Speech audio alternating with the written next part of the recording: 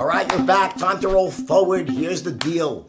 Over the years, I found that the best way to teach someone olfactory anchoring is to take them through the steps of NLP anchoring first. So let's get started with that right now.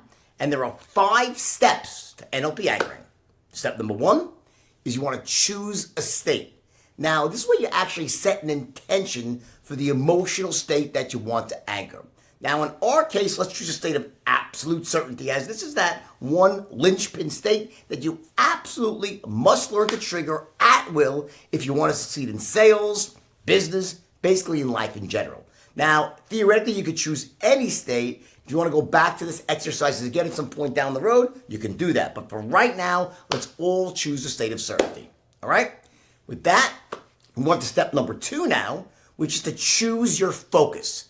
Now, essentially, this is where I want you to close your eyes, go back to a moment in your life when you were feeling absolutely certain. For example, right after you closed a really tough sale and you were basking in the afterglow of that feeling where you just felt like you can close anyone who's closable, that's a perfect moment. You had that super confident feeling because you sounded awesome, you got over that hump, and boom, the client bought from you, and wow, you feel just really great. That's the perfect example of what you want to focus on, a perfect moment to focus on, all right? Now, once you've located that memory, I want you to actually create a vivid picture of it in your mind's eye. I want you to take in the whole scene, see all the players who were there, how they looked, how they were dressed, how the hair was styled, how the room itself actually looked, right? Now, creating this type of picture internally where you're actually looking down at yourself from above, it's called being in a dissociated state. And it's a crucial aspect of both goal setting and self-motivation. However, on the other side of the equation, we have what's called being in a associated state. This is where you're actually inside your own body, looking out through your own eyes at the scene. That's even more powerful for when you're setting an anchor. We'll get to that in a moment, okay? For now, though, I want you to move on to step number 3, which is to choose your physiology. Now, this is where I want you to actually change your physiology, meaning how you move and hold your body, to match the exact physiology of the state that you're trying to anchor, which in this case is what?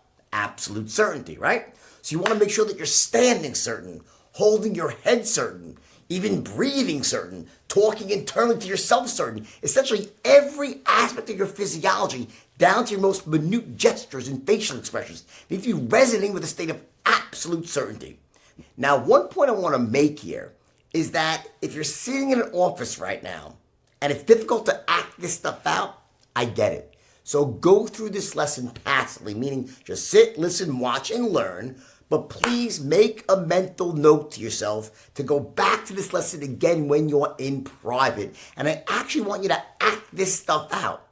With NLP anchoring, and for that matter, olfactory anchoring, it's one of those cases where more is more, not less is more. So you need to really engage your body as well. You get it? But for right now, in this evolution, if you're in an office, fine, just sit back and learn. But please make sure you go back to this and play through it again with your body being engaged too. All right? So with that, let's now move on to step number 4 of NLP anchoring, which is to intensify the state that you chose. Now, let me explain this. What this involves is using your 5 sensory modalities, also known as your 5 senses, right? To take the picture that you've created in your mind's eye from step number 2, and you want to use your brain to manipulate that image in a way that intensifies the feeling of absolute certainty that it creates inside of you. This is actually really easy to do, just so you know. And it can be fun too if you're alone, not in front of other people, right? But first, let me take you through the 5 sensory modalities and explain how they work and how you use them, all right? Now let's start with number 1, your first modality, which is called your visual modality.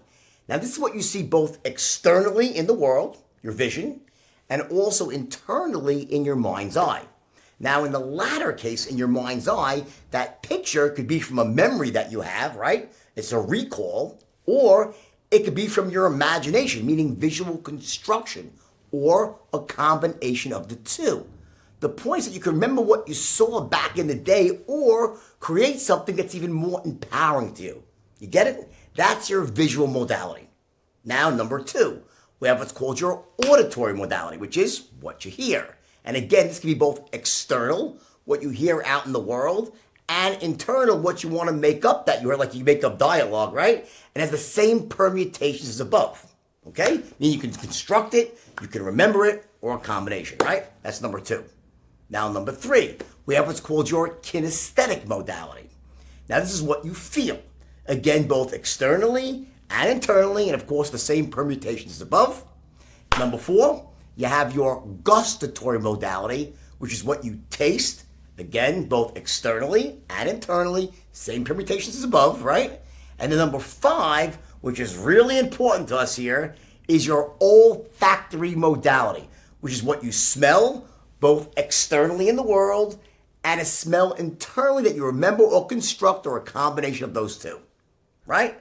Now, here's the way it works. For most of us, as human beings, we're not Labradors, right? We tend to rely on the first 3 modalities to make sense of the world around us, with our visual modality as humans being typically the most dominant, followed by auditory and then kinesthetic. That being said, though, there's people out like my wife who's more of a kinesthetic, a feeler. But again, what happens with her as well is she still makes pictures, she hears things, but she tends to interpret the world in feelings. See, nothing with the human brain is ever exactly set in stone. For example, if you're a chef, then you're also going to be relying heavily on your what? Your gustatory modality, right? You have to be able to taste things. And if you're a perfumer, well, guess what? You have to rely on your olfactory modality, your sense of smell. Spot on, right? Now, this is a perfect point to stop, because I want you to make sure you have this stuff locked down. There's a lot of building blocks here. My only caveat is that if you are in a place where you couldn't play full out, please redo this lesson again when you're alone and you can really close your eyes, stand certain, act certain. We'll do this again in the later lesson as well, but I want you to have this building block. I want you to own it, all right? So take your quiz and quickly come back, and I will see you in the next lesson.